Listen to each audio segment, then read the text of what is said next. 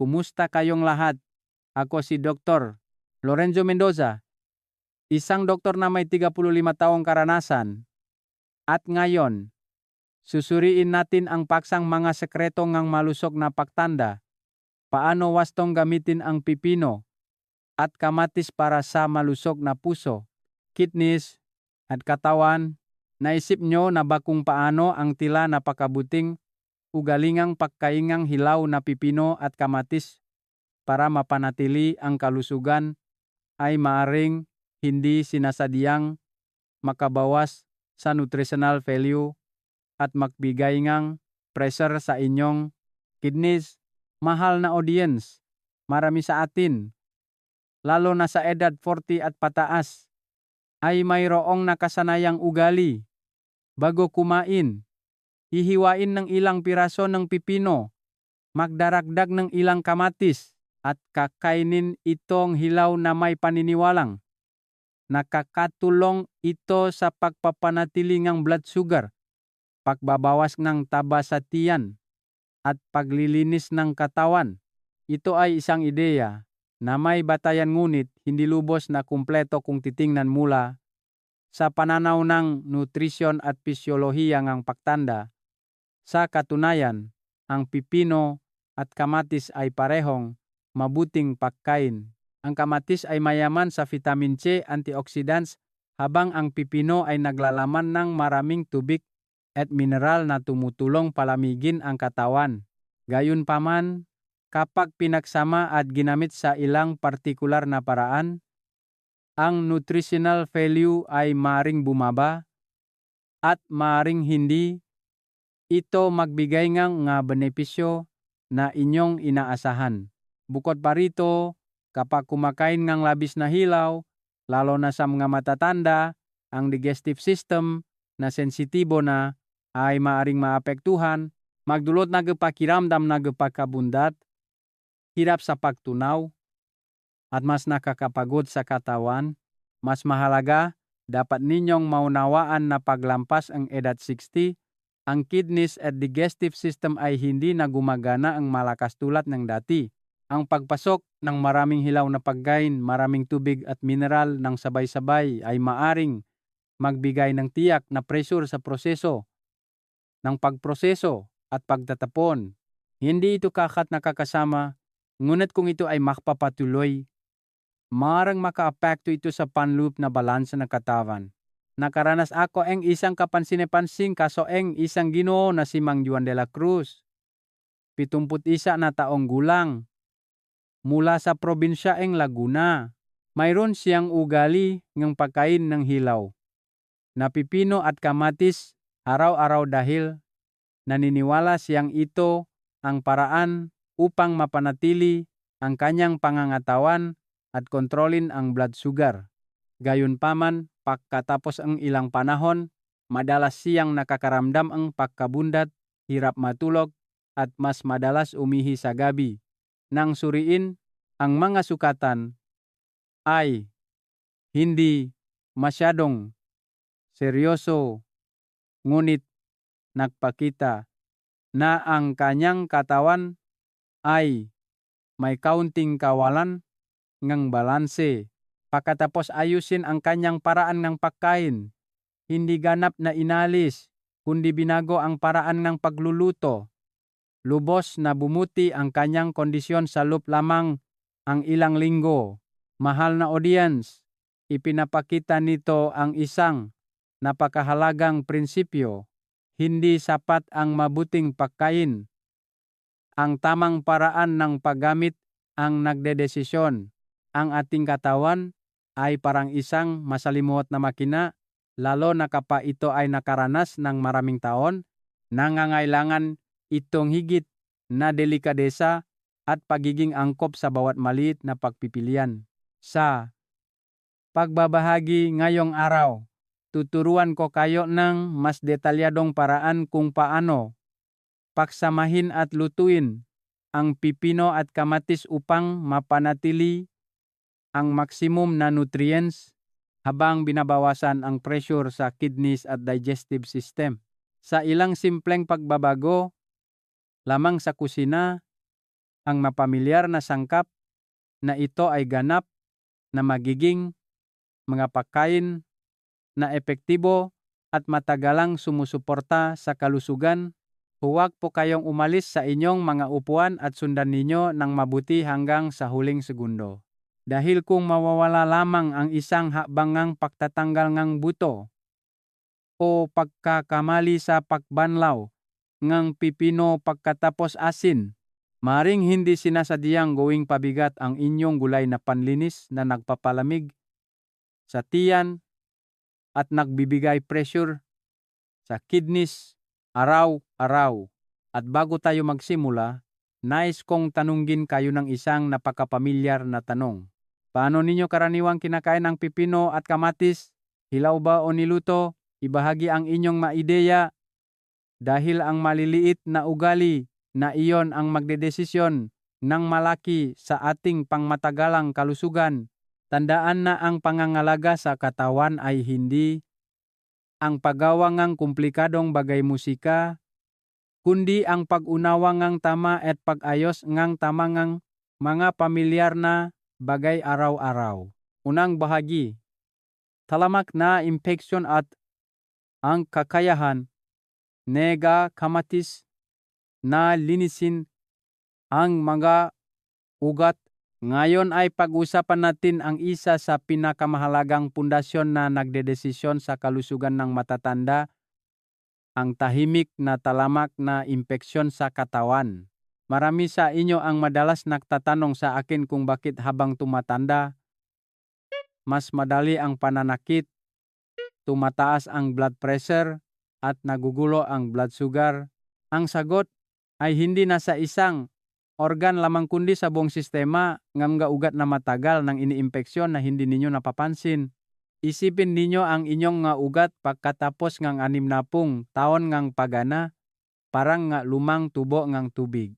Sa loop, hindi na ito makinis kundi nagsisimulang mga pal, tumigas at kalawangin. Sa ganoong sitwasyon, kahit gaano pa kadaming masustansyang pakain ang inyong ipasok sa katawan, ang dugo na dumadaloy sa isang maruming sistema ay hindi pa rin makapagbigay ng tunay na kalusugan. Ito ang dahilan kung bakit maraming tao ang umiinom ng iba't ibang uri ng supplements ngunit pakiramdam pa rin ay pagod, masakit at may sakit. Sa modernong medisina, ang kondisyong ito ay tinatawag na low-grade chronic inflammation at ito ang ugat ng maraming sakit sa pagtanda. Kapag kumalat ang pamamaga sa utak, maaring harapin ninyo ang pagkawalan ng memorya. Kapag naapektuhan nito ang puso, tumataas ang panganib ng barado na ugat at atake sa puso. Kapag ito ay naipon sa kasukasuan, ang mga banayad na pananakit ay unti-unting magiging araw-araw na bangungot.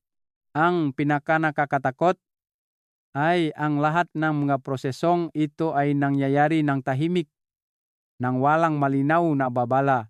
Ngunit mahal na audience, ang kalikasan ay laging may paraan upang balansehin ang nawawala sa tao. Isa sa mga pinakapansine-pansing aktibong sangkap na nais kong ibahagi sa inyo ngayon ay ang lycopene, isang makapangyarihang antioxidant na matatagpuan sa kamatis. Ito ay hindi isang malayong konsepto kundi isang napakapamilyar na sangkap sa ating pang-araw-araw na pagkain, ngunit madalas ay hindi gaanong pinapansin. Madalas kong inihahalin tulad ang lycopene sa isang tahimik na tagalinis sa katawan. Kapag pumasok ito sa dugo, hindi ito kaagad nagbibigay malinaw na pakiramdam, ngunit tahimik itong gumagawang isang napakahalagang gawain, ang pag-neutralize ng mga free radicals. Ito ang mga kemikal na basura na nabubuo mula sa metabolismo at epekto ng kapaligiran. Ang mga free radicals na ito ang sanhi ng pinsala sa dingding ng ugat na nagiging sanhi upang mas madaling dumikit ang kolesterol at bumuo ng plake. Ang kapansin-pansin ay kapag nasira ang dingding ng ugat, hindi kasing bilis ng pagaling ng katawan tulad noong bata pa. Ang malilit na galos na naipon sa paglipas enerhe panahon ay magiging tulay para sa taba na lalong nakakawara sa daloy NG dugo. Ito ang panahon kung saan gumaganap ang lycopene protektibong papel na parang isang invisible na kalasak na tumutulong na paginhawahin ang pinsala at suportahan ang pagpapanatili ng flexibility ng ugat. Mula sa aking pananaw, ang mahalaga ay hindi ang pagtingin sa kamatis bilang isang miracle drug kundi ang pag-unawa na kailangan ng katawan ang tamang suporta sa tamang oras at tamang paraan. Kapag nagdaragdag kayo ng mga pagkaing mayaman sa antioxidants tulad ng kamatis sa inyong dieta, lumiliha kayo nga mga kondisyon para ayusin na katawan ang maliliit na pinsala bago pa man maging malaking problema ang mga ito. Sa edad 50 at pataas, ang kalusugan ay hindi na nakasalalay sa pagkain ng marami, kundi sa pagkain ng may kaalaman. Ang isang tila simpleng kamatis, kung ginagamit ng regular at wasto, ay maaring makatulong na gawing mas malinis ang ugat, kaya sumusuporta sa pagbabawas ng panganib ng maraming kaunay na sakit. Lagi kong binibigyang diin sa aking mga pasyente na hindi natin maaring balikan ang nakaraan, ngunit maaari nating pabagalin ang proseso ng pagtanda kung naunawaan natin ang katawan ng tama at ang pangangalaga sa mga ugat ay isa sa mga pinakamahalagang susi. Kaya, mula ngayon, kapag nakita ninyo ang kulay pula ang kamatis, tandaan na hindi lamang ito ang kulay ang isang uri ang pagkain, kundi simbolo ang tahimik na proteksyon para sa inyong vascular system at pangmatagalang kalusugan. Ikalawang bahagi, ang sistema ang paglilinis ang buong katawan kapag pinagsama ang pipino at kamatis. Naintindihan na natin na ang kamatis na may sangkap na lycopene ay may kakayahang tumulong na linisin ang mga ugat mula sa tahimik na pamamaga na naipon sa paglipas ng mataon. Ngunit gusto kong mag-isip kayo ang isang habang na mas malalim. Hindi sapat ang paglilinis lamang. Mahalaga na may tapon ang lahat ng nalinis na mula sa katawan. Kung hindi, ang lahat ng pagsisikap ay kalahati lang ng daan. Isipin ito sa isang napakapamilyar na paraan. Kapag naglilinis kayo ng bahay, kung kokolektahin niyo lang ang alikabok at hindi itatapon, naroon pa rin ang alikabok. Hihintayin lang ang isang maliit na simoy ng hangin para muling lumipat kung saan-saan. Ang ating katawan ay gumagana rin sa parehong prinsipyo kapag nakakatulong ang kamatis na bawasan ang pamamaga at i-neutralize ang mga nakakapinsalang sangkap sa mga ugat. Kailangan itong may labas ng epektibo. At ito ang dahilan kung bakit ang pipino ay nagiging isang kailangan na bahagi. Sa profesional na pananaw, itinuturing ko ang pipino bilang isang natural na sistema ng pagpapatuyo. Sa matas na nilalaman ng tubig at balanseng mineral, sinusuportahan ng pipino ang katawan na mapabuti ang pagtatapon sa pamamagitan ng pag-ihi, sa gayoy nakatulong na alisin ang mga naprosesong sangkap. Ang kombinasyong ito ay hindi nakataon lamang kundi isang napakamakatwirang anyong biological synergy. Ang isa ay naglilinis, ang isa naman ay nagdadala at nagtatapon. Marami siyang matatanda, ang madalas nakakaranas ng bahayang pamamaga. Lumalabas ito sa umaga na pakiramdam na mabigatang muka o sapo na masikipang mapa at masikipang sapatos kaysa sa karaniwan. Hindi lamang ito simpleng tanda ng pagod kundi isang senyales na ang katawan ay nagpapanatili ng tubig at ang sistema ng kidney na humina na sa pagtanda ay labis na nagtatrabaho. Kailangan nating maunawaan na pagkatapos ng 60 taon, ang kakayahan ng kidney na magsala ay lubang bumababa, hindi na kasing flexible tulad ng dati. Samantala, ang manggagawi sa pagkain ay madalas na naglalaman ng maraming asin mula sa mga niluto masarap na sabaw o mga pinrosesong pagkain. Kapag ang dami ng sodium ay naipon ng labis, ang katawan ay magpapanatili ng tubig upang balansehin na humahantong sa edema at pagtaas ng presyon sa mga ugat. Dito, ang papel ng potassium sa pipino ay nagiging kapansin-pansin. Nakakatulong ang potassium na balansehin ang dami ng sodium. Sumusuporta sa proseso ng pagtatapon ng labis na asin sa ihi.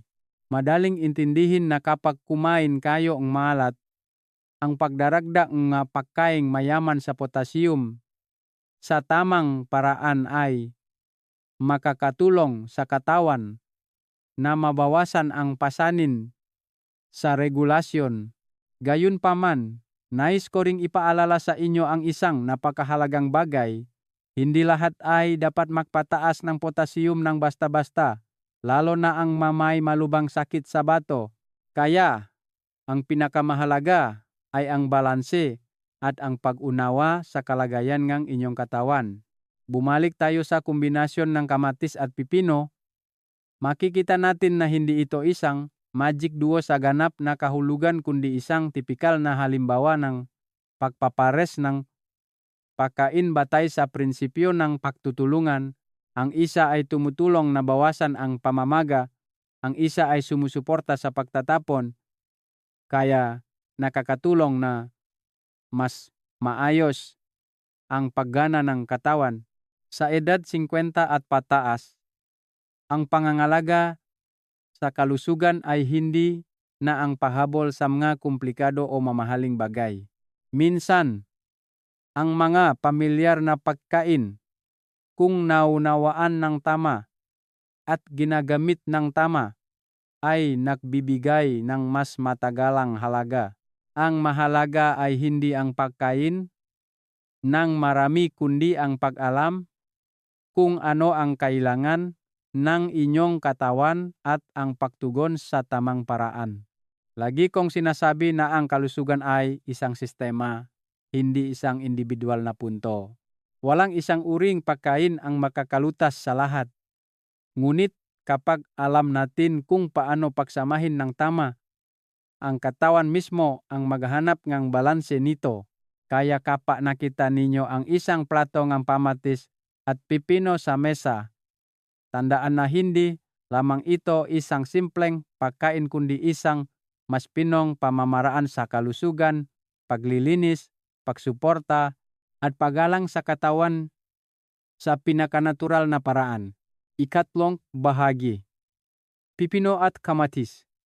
Ang mekanismo, ang kalasag sa blood sugar at mga teknik sa pagluluto na nagpoprotekta sa kidneys at tiyan. Isa sa mga sakit na pinakapinangangambahan ng marami sa inyo pagtuntong ng edad 50 at pataas ay ang diabetes. Ngunit ang dapat pagnilayan ay ang sakit na ito ay hindi biglaang lumalabas, kundi kadalasang nagsisimula sa mga tahimik na senyales tulad ng pagkaantok pagkatapos kumain, malabong paningin, o hindi pangkaraniwang mabilis na pagkaingit sa matatamis. Hindi ito maliit na bagay kundi babala ng mga sugar shock na tahimik na sumisira sa katawan. Kapag kumain kayo ng puting kanin, pansit, o tinapay, ang mga starch na ito ay mabilis na magiging glucose, parang makapal na matamis na tubig na dumadaloy sa dugo. Kung ang daming asukal na ito ay tumaas ng napakabilis, ang dugo ay magiging malapot at malakit. Pinipilit ang pancreas na gumagawa ng insulin na magtrabaho ng husto upang ayusin. Kung ang kondisyong ito ay magpapatuloy, ang pancreas ay mapapagod, at kapag ito ay humina, kailangan ninyong umasa sa gamot kasama ang takot sa mga komplikasyon habang buhay. Ngunit ang nais kong lubos ninyong maunawaan ay ang paraan ng pagkain ay maaring magdesisyon sa kapalaran ng kalusugan. Kung bago kumain o habang kumakain ay gagamitin ninyo ang pipino at kamatis, bubuo sa tiyan ang isang napakadelikadong mekanismo ng proteksyon. Ang pipino ay naglalaman ng insoluble fiber na tumutulong na linisin ang dingding ng bituka at lumikha ng istruktura para sa digestive system. Samantala, ang kamatis ay mayaman sa soluble fiber na kapag nakatakpo ang tubig ay magiging malambot na gel. Pinagsama ang dalawang salik na ito upang lumikha ang isang biological network sa tiyan. Ito ay parang isang kalasag at parang isang espongha na humahawak sa daloy ngang asukal mula sa starch. Kapag ginunguya ninyo ng maigi ang pagkain na ito bago kumain ng kanin, anggel ng fiber na iyon ay makakatulong na pabagalin ang bilis ng pagsipsip ng asukal upang hindi biglang bumaha ang asukal sa dugo na parang talon. Dahil dito, dahan-dahang tumataas ang blood sugar na nagbibigay ng panahon sa pancreas na mas magproseso ng mas madali. Ito ang natural na kalasag sa blood sugar na hindi kayang palitan ng anumang gamot. Gayunpaman, nais kong bigyang diin ang isang bagay na may pilosopiyang kalusugan. Ang pagkain ay hindi mahika kundi isang kasangkapan. At ang paraan ng paggamit ng kasangkapan ang nagdedesisyon.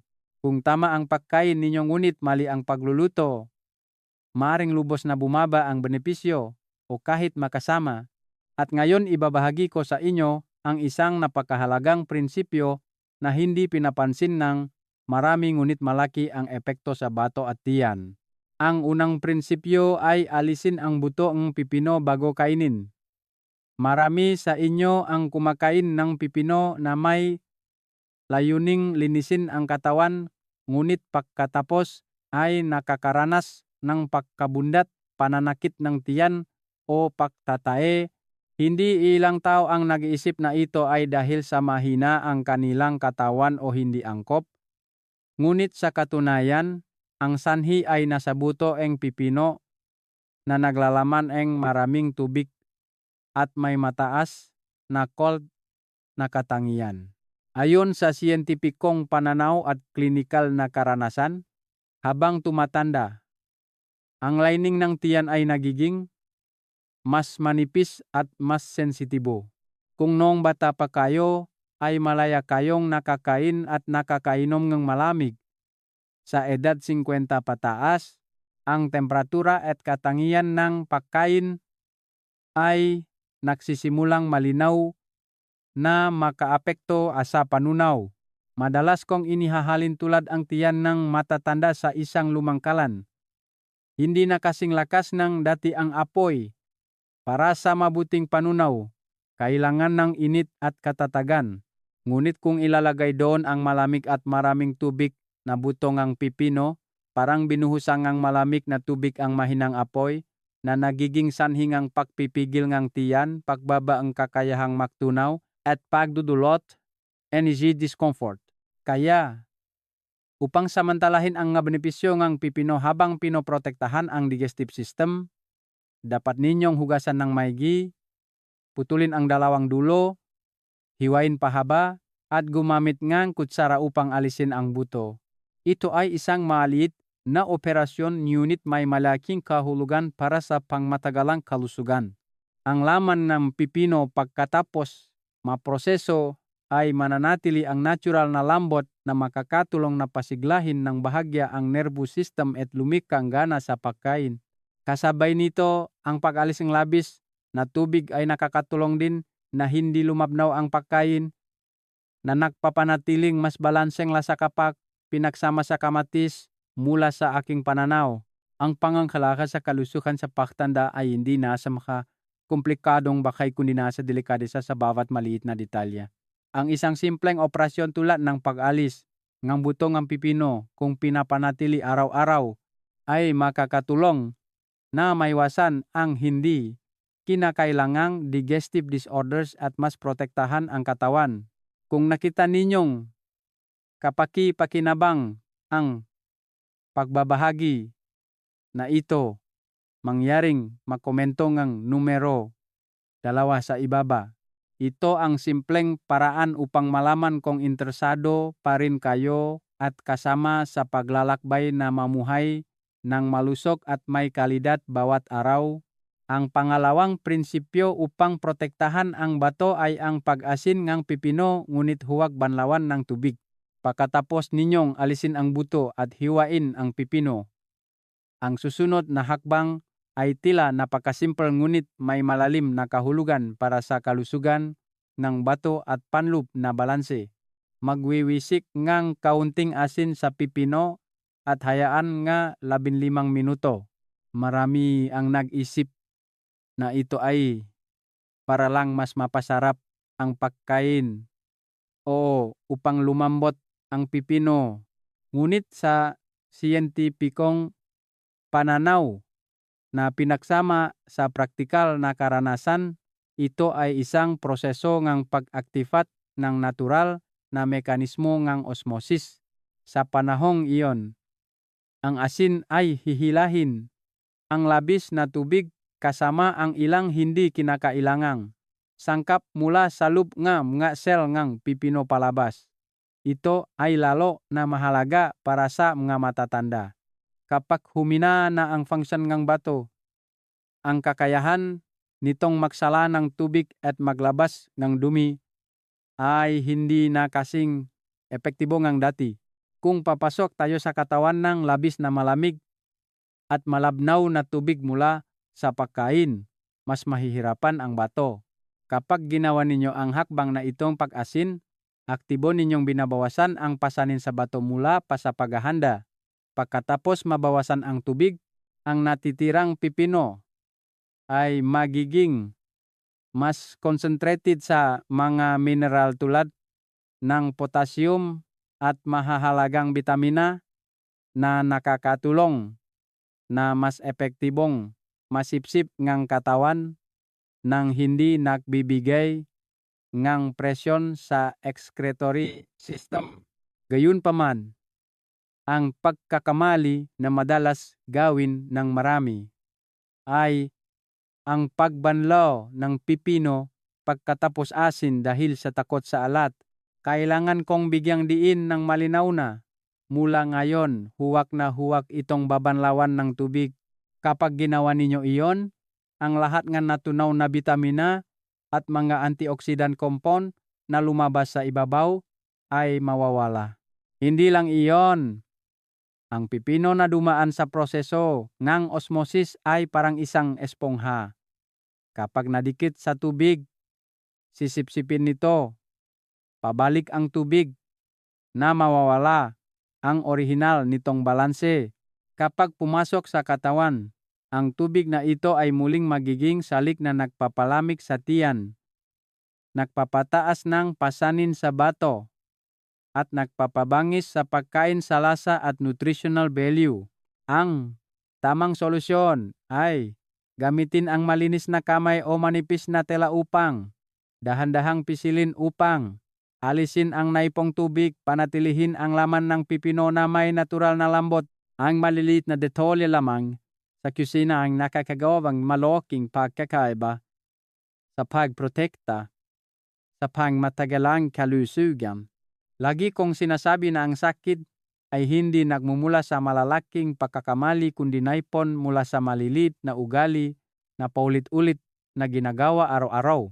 Ang huling mahalagang punto ay kailangan ninyong magdagdag ng prila oil sa pagkain. Marami na tayong napag-usapan tungkol sa mga benepisyong kamatis.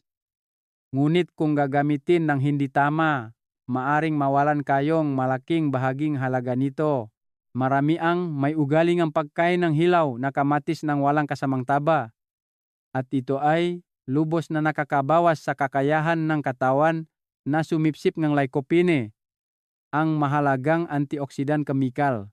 Sa katunayan, kung walang kasamang taba, ang katawan ay makakasipsip lamang napakaliit na bahagi. Ito ay parang mayroon kayong magandang sasakyan ngunit walang gasolina. Ang lycopene ay isang nutrient na natutunaw sa taba na nangangahulugang kailangan ng taba upang matunaw at masipsip ng epektibo. Kung wala ang salik na ito, ang malaking bahagi ay dadaan lamang sa digestive system ng hindi nagagamit. Maraming babasahin ang nagre-rekomenda ang paggamit ng olive oil. Ngunit sa aktual na kondisyon at pangangatawan ng mga Pilipino, lubos kong pinapahalagahan ang perilla oil bilang isang mas angkop na pagpipilian. Ang langis na ito ay naglalaman ng mataas na antas ng plant-based omega-3, lalo na ang alpha-linolenic acid na may papel sa pagsuporta sa proteksyon ng ugat, pagbabawas ng pamamaga, at pagpapalusog ng nervous system. Kapag pinagsama ninyo ang perilla oil sa kamatis at pipino, magaganap ang isang mekanismo ni koordinasyon. Ang taba ay tumutulong na magdala ang likopene, nagpapataas ang kakayahan sa pagsipsip at kasabay nito, ang omega-3 ay tumutulong na suportahan ang elasticity ng ugat at function ng utak. Hindi ito mahika kundi isang makatwirang koordinasyon sa pagitan ng mga nutritional component. Ang isa pang kapansin-pansin na punto ay ang perilla oil ay may bahagyang mainit na katangian na tumutulong na balansehin ang cold na katangian ng pipino, kaya mas angkop para sa mga taong may sensitibong digestive system. Gayunpaman, kailangan ninyong tandaan ang isang mahalagang prinsipyo: huwag initin ang perilla oil. Ang mataas na temperatura ay magbabago sa estruktura ng mga beneficial fatty acid. Ang pinakamahusay na paraan ay magdagdag ng langis sa huli. Kapag kumpleto na ang pagkain upang mapanatili ang nutritional value, ang isang maliit na kutsara ng langis sa tamang oras ay maaring makagawa ng malaking pagkakaiba para sa buong pagkain. Gusto kong tandaan ninyo ito bilang isang prinsipyo sa buhay.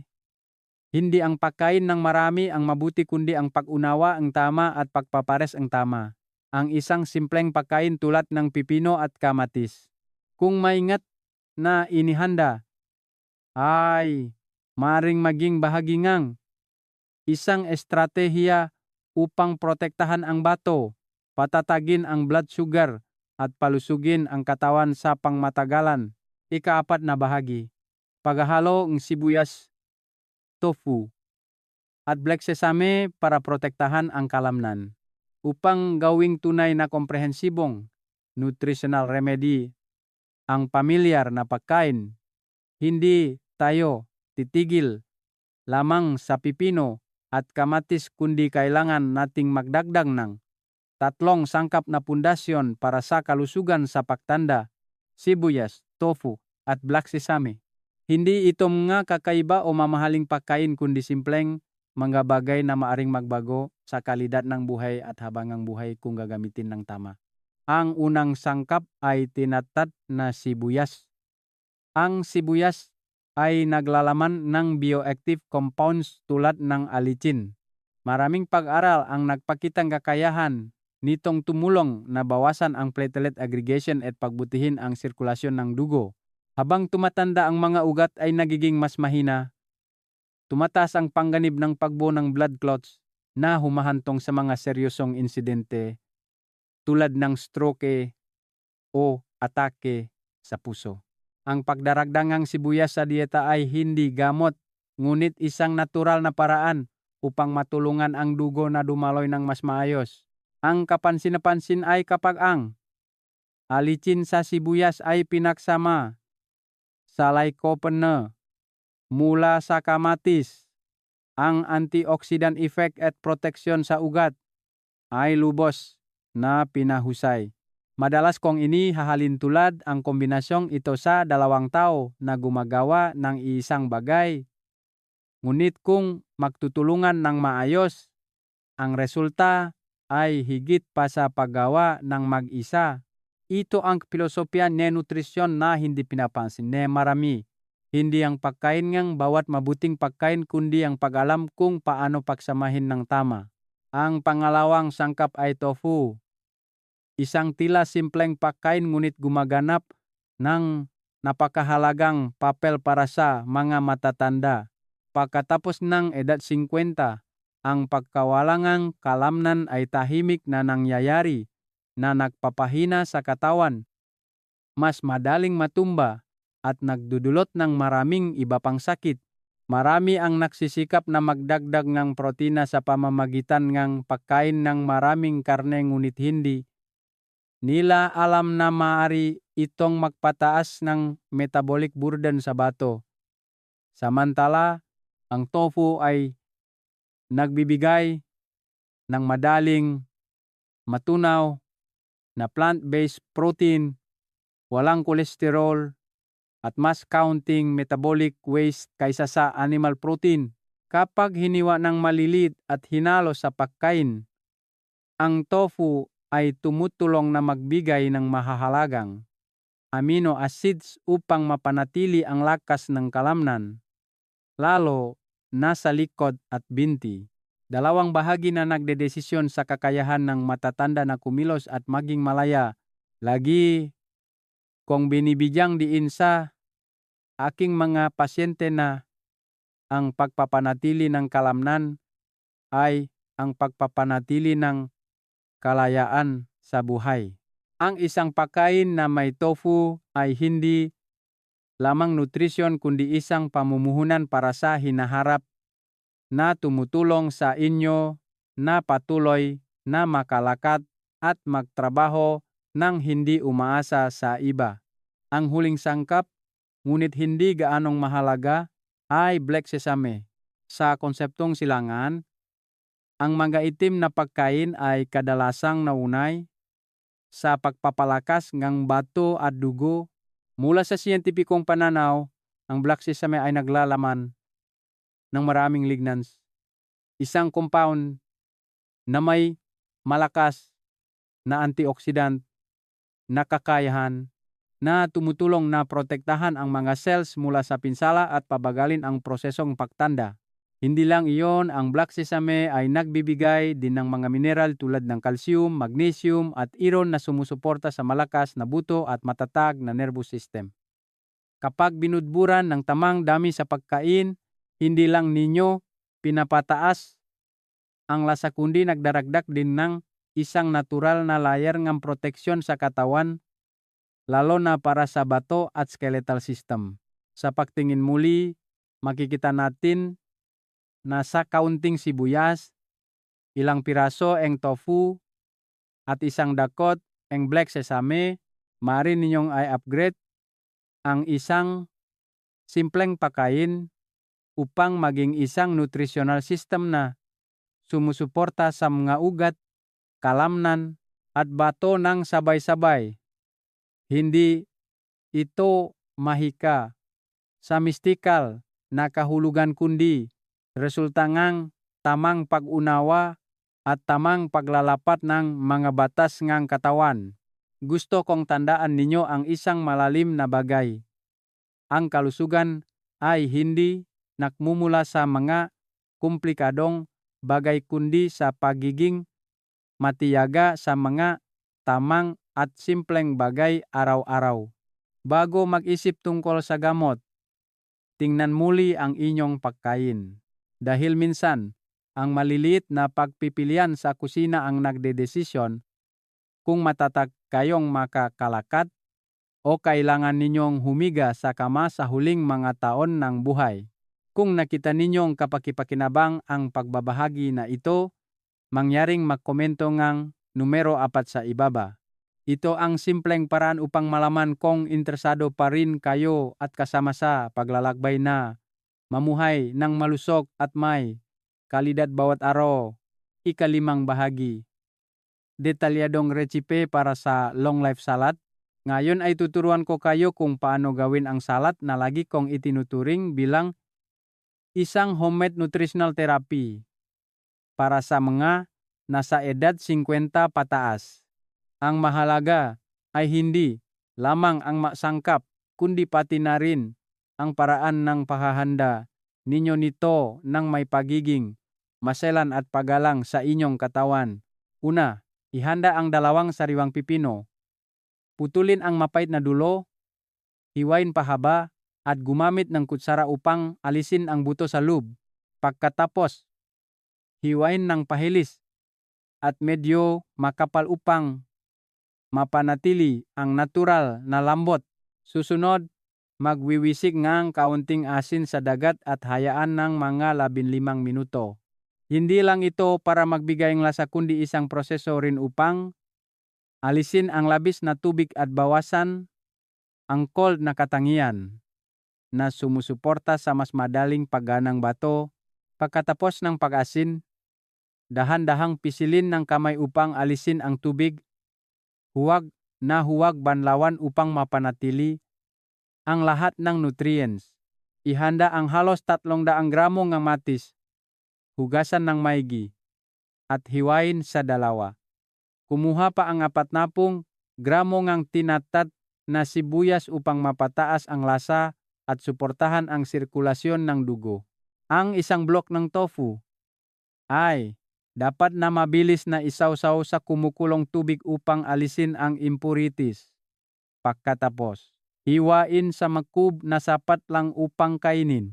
Ito ay isang maka na plant-based na pinakmula na protina, napakaangkop para sa mga taong ang function ng bato ay hindi na kasing lakas ng dati. Ang susunod na mahalagang bahagi ay ang long life sauce. Ito ang susi sa pagkakaisa at pagiging epektibo ng pagkain. Ihanda ang 3 kutsara ang apple cider vinegar, 2 kutsara ang organic sugar o honey. Kung kinokontrol ninyo ang blood sugar, maaring palitan ang angkop na natural sweetener. Pagkatapos, magdagdag ng 2 kutsara ng perilla oil. Ang kombinasyon ng bahagyang asim ngang suka at ang natatanging aroma ngang perilla oil ay hindi lamang nagpapagana ngang lasa kundi sumusuporta rin sa mas epektibong paggana ngang digestive enzymes. Ihalo muna ang tinatat na sibuyas sa sarsa na ito na bumubuo ngang isang pinahalong may kakayahang tumulong na linisin ang ugat at bawasan ang pag-ipon ng dumi. Pagkatapos, ilagay ang pipino, kamatis, at tofu sa isang malaking mangkok. Ibuhos ang sarsa ng pantay-pantay. Kapag naghahalo, gawin ito ng dahan-dahan na parang pinapangalagaan ang isang mahalagang pagkain upang hindi masira ang istruktura ng tofu. Panghuli, magbudbod ng kaunting black sesame na bahagyang dinurok sa ibabaw upang magdag ng mamineral at mapataas ang lasa. Isang maliit ngunit napakakapakipakinabang na tip ay ilagay ang pagkain sa isang airtight container at ilagay sa refrigerator ng mga 30 minuto bago kainin. Ang malamig na temperatura ay makakatulong sa mga sangkap na magalo na nagpapatingkat sa natural na tamis at lumilikha ngang isang kaaya-ayang pakiramdam kapag kumakain. Gayunpaman, huwag hayaan ng masyadong matagal upang maiwasan ang pagkawala ng pagiging sariwa. Kung gusto ninyong maging mas balanse ang pagkain, maari kayong kumain ng 1 hanggang 2 pinakuluang itlog na nagdaragdag ng mataas na kalidad na protina at mahahalagang bitamina. Ito ay isang simple ngunit kumpletong pagkain, angkop para sa mga araw na gusto ninyong magpahinga ang katawan habang tinitiyak pa rin ang nutrisyon. Gusto kong ibahagi ang isang pag-isip na batay sa karanasan. Ang oras na ginugol ninyo sa kusina ay hindi lamang pagluluto, kundi ang panahon kung kailan nagsisimula ang proseso ng pagaling ng katawan. Kapag pumipili kayo ng malinis na sangkap, nagluluto ng tama, at kumakain ng nakaka-relax, mas mainam na tatanggapin nga katawan ang nutrisyon. Ang pagkain na ito, kung panatilihing regular, ay makakatulong na mabawasan ang pag-ipon ng taba, mabawasan ang pressure sa bato, at mapabuti ang sirkulasyon ng dugo. Ngunit ang pinakamahalaga sa lahat ay nakakatulong ito sa inyo na bumuong isang maingat at may kaalamang ugali sa pagkain. At ang ugali na iyon ang pinakamatibay na pundasyon para sa isang malusog at tahimik na buhay sa pangmatagalan. At kung sa tingin ninyo ay karapat-dapat ilapat ang nilalamang ito, mangyaring mag-iwan ng komento na may numero 6 sa ibaba ng video. Hindi lamang iyon ang senyales para malaman ko na nakikinig kayo kundi isang maliit na pangako rin sa inyong sariling kalusugan. Ika-6 na bahagi. Iersesyo na paktas na takong ang ikalawang puso na naklilektas sa bato kahit gaano pa kayo kumain ng kumpleto. Kung hindi gumagalaw ang katawan, mahirap na makarating ang nutrisyon sa bawat sel. Lagi kong binibigyang diin na ang kalusugan ay hindi lang nasa mesa kundi nasa bawat galawng katawan araw-araw. Kapag matagal tayong nakaupo, lalo na sa edad 50 pataas, bumabagal ang daloy ng dugo, bumabagal ang pagdadala ng oxygen at nutrients, at ang resulta ay kailangang magtrabaho ang bato ng may kakulangan sa malinis na material. Ang bato ay parang isang masalimot na filter. Ngunit kung ang dugo na dumadaloy dito ay hindi sapat ang lakas, hindi sapat ang daloy, mas marami at mas marami ang dumi na may ipon. Ang pagkain ng maayos ay parang paglalagay ninyong gasolina sa sasakyan. Ngunit kung hindi tumatakbo ang sasakyan, hindi epektibo ang gasolina na iyon. Sa kabaliktaran, ang paggalaw, ang paraan upang gisingin ang buong sistema sa katawan na tumutulong na mas maayos ang lahat. Marami sa inyo ang natatakot mag-ehersisyo dahil sa pananakit ng kasukasuan, dahil madaling mapagod, kaya pinipili na umupo na lang upang makatipid ng lakas. Ngunit ang kawalan ng paggalaw na iyon ang nagpapalapot ng dugo, nagpapababa ng sirkulasyon, at sa kalaunan ay tahimik na humihina ang bato. Ito ang nakita ko ng maraming beses sa aking pagsubaybay sa kalusugan ng matatanda. Ang isang bagay na hindi gaanong napapansin ng nga tao ay hindi lang ang puso ang nagbobombang ng dugo. Upang may balik ang dugo mula sa mga binti patungo sa puso, kailangan ng katawan ang suporta ng kalamnan sa binti, lalo na ang binti. Kaya sa pisyolohiya, ang mga binti ay madalas na tinatawag na pangalawang puso ng katawan. Kapag nagpipilit ang mga binti, lumilikha itong puwersa na tumutulong na ibalik ang dugo at mga dumitulad ng labis na sodium sa circulatory system. Mula doon ay dadaan sa bato para sa pagsala at pagtatapon.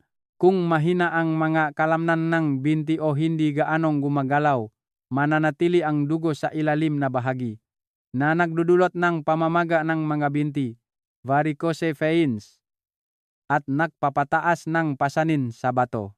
Isa sa mga simple ngunit napaka-epektibong ehersisyo ay ang pagtaas ng takong. Kapag itinaas ninyo ang inyong takong, ang binti ay mamamanhid ng malakas na lumilikha ang isang puwersa na parang isang natural na bomba na tumutulong na itaas ang dugo at dumi.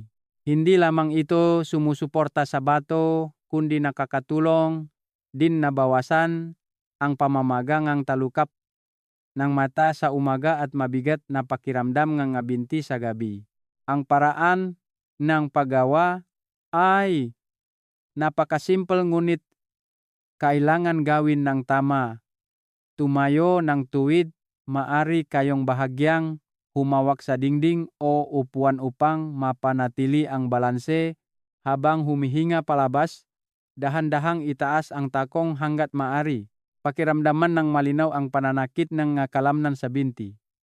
Panatilihin ang posisyon na ito ng 1 hanggang 2 segundo. Pagkatapos ay dahan-dahang ibaba. Tandaan na huwag hayang lubos na dumikit ang takong sa lupa kaagad upang mapanatili ang pag-activate ng kalamnan. Maari kayong gumawa nga 30 beses sa bawat set, panatilihin ang 3 set araw-araw. Ito ay isang ehersisyo na hindi nangangailangan ng gastos, hindi nangangailangan ng kagamitan, ngunit nagbibigay ng malinaw na epekto kung panatilihing regular. Madalas kong sinasabi sa aking mga pasyente na ito ay isang libreng gamot na maaring gamitin ng sinuman basta may pagtitiyaga. Kung susubukan ninyong gawin itong ilang beses kaagad, maaring maramdaman ninyo ang init na dahan-dahang kumalat mula sa mga binti patungo sa katawan. Iyan ang tandang mas mahusay na sirkulasyon ng dugo. Kapag regular na gumagana ang mga binti, hindi lang ang bato ang natutulungan kundi ang buong katawan ay nagiging mas flexible. Ikapitong bahagi, terapi ngang pagpalakpak para sa kalusugan na nagpapaaktibo ngang 5 organs. Matapos ninyong maaktifat ang sirkulasyon sa ibabang bahagi ng katawan, ang susunod na hakbang na lagi kong binibigyang diin sa pangangalaga sa kalusugan ng matatanda ay ang pagising ng ki at dugo sa itaas na bahagi ng katawan. Hindi ito isang bagay na malayo, kundi nasa isang napakapamilyar na aksyon, ang pagpalakpak. Ngunit ang mahalaga ay maunawaan ng tama at gawin ng tama. Sa maraming taon ng pagsubaybay sa mga pasyente na may edad, napansin ko na ang kamay ay hindi lamang isang kasangkapan sa pagtatrabaho kundi isang biological reflex station ng katawan. Dito nakakonsentra ang maraming nerve endings na naunay sa puso, baga at bato. Kapag pinasisigla ninyo ang palad, sa katunayan ay nagpapadala kayo ang signal upang i-activate ang buong sistema ng internal organs. Habang tumatanda, ang kondisyon ng malamig na kamay at paa, pamamanhid at kawalan ng lakas ay hindi nabihira. Ngunit huwag ninyong isipin kaagad na ito ay dahil lamang sa panahon o edad. Iyan ay tanda ng mahinang sirkulasyon ng ki at dugo, parang isang ilog na barado. Kung hindi bubuksan, sa kalaunan ay maapektuhan nito ang puso, utak at bato. Ang tamang pagpalakpak ay isang simpleng paraan upang mapalaya ang pagkabara na iyon. Kapag ang palad ay pinasisigla ng sapat, ang init na nabubuo ay magpapainit sa katawan mula sa loob at kasabay nito ay napapabuti ng sirkulasyon ng dugo. Kapag pinagsama sa isang makatwirang dieta tulad ng pipino at kamatis, mas malinaw ang epekto ng pagsipsip ng nutrients. Dahil ang dugo ang sasayan na nagdadala ng nutrisyon, ang paraan ng paggawa ay hindi komplikado ngunit nangangailangan ng pagtuon.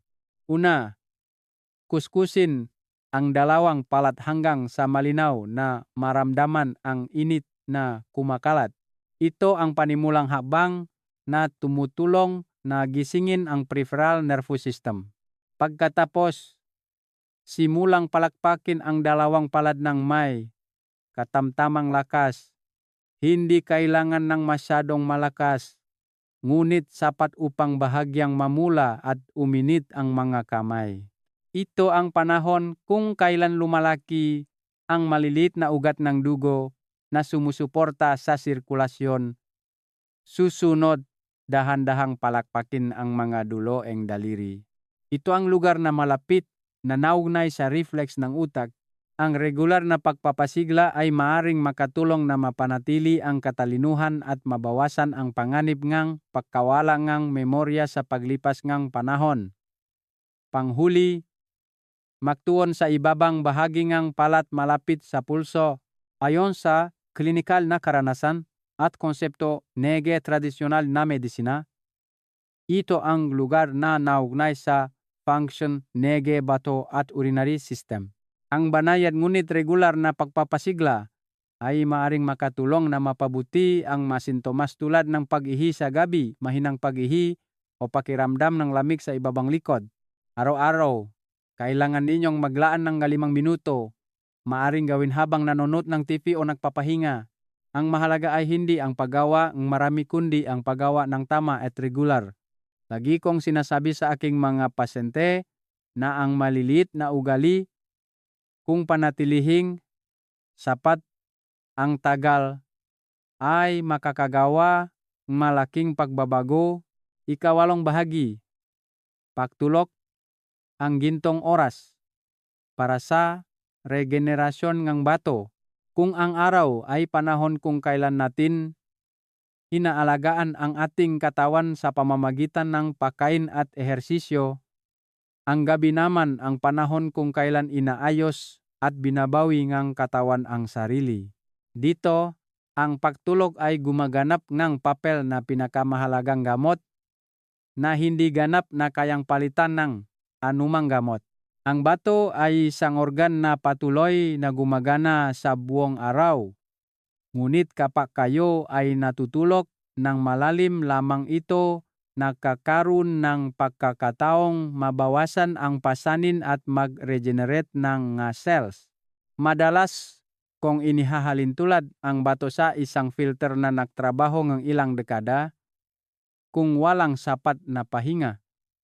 Unti-unting sisira ang filter na iyon nang hindi natin namamalayan. Kapag sapat at malalim ang tulog ninyo, maglalabas ang katawan ng mga hormone na sumusuporta sa anti-inflammatory at tissue repair. Ang mga sustansya na inyong sinisipsip mula sa pagkain tulad ng kamatis, pipino o prila oil ay hindi magiging ganap na epektibo kung walang kalidad na tulog. Sa oras ng pagtulog talaga ginagamit ng katawan ang mga sustansya na iyon upang linisin ang mga daluyan ng dugo at suportahan ang function ng bato. Sa kabaliktaran, kung madalas kayong nagpupuyat, lalo na ang paggamit ng telepono o panonood ng TV, nang masyadong gabi, tataas ang paglabas ng cortisol ng katawan, isang hormone na nagdudulot ng stress. Ang hormone na ito ay nagpapaliit ng mga daluyan ng dugo, nagpapababa na daloy ng dugo sa bato, at nagpapahinto sa proseso ng pagaling.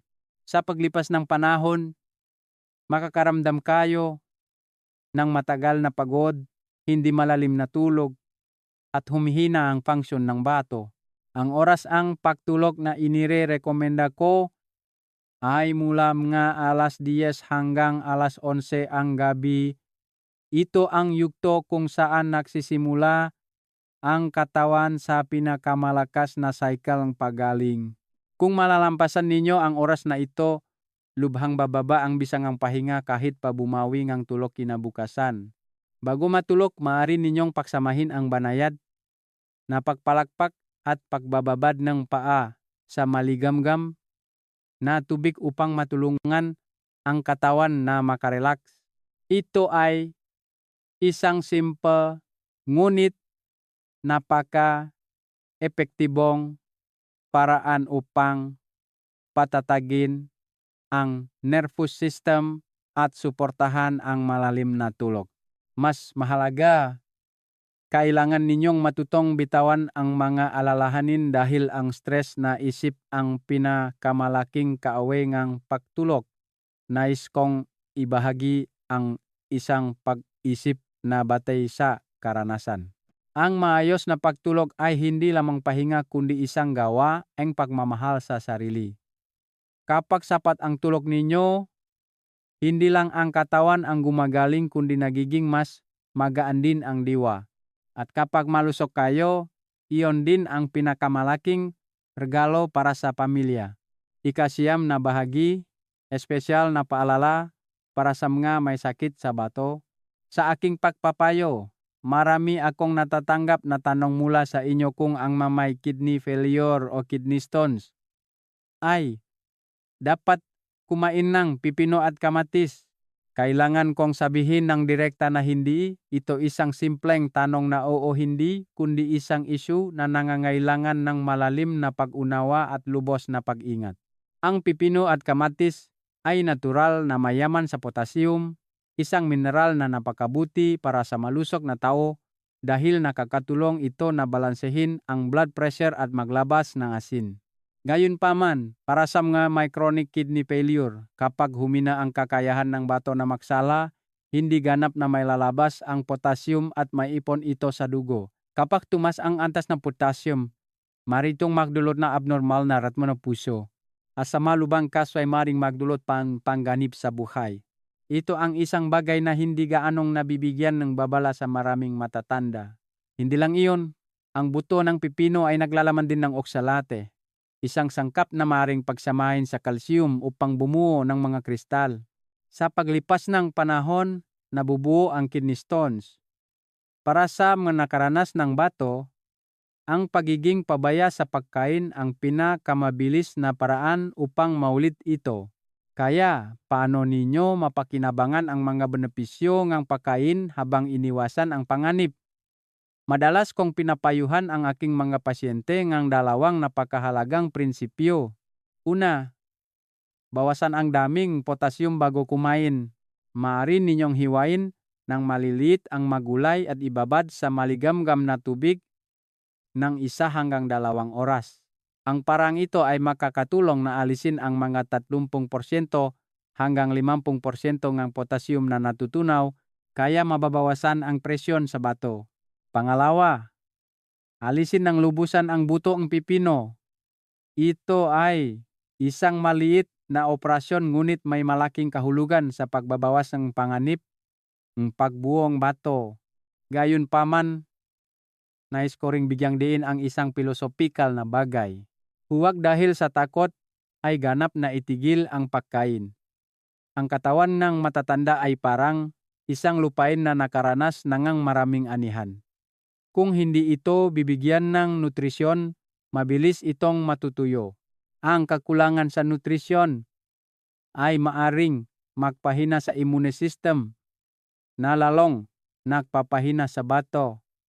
Ang mahalaga ay kumain ng katamtamang dami.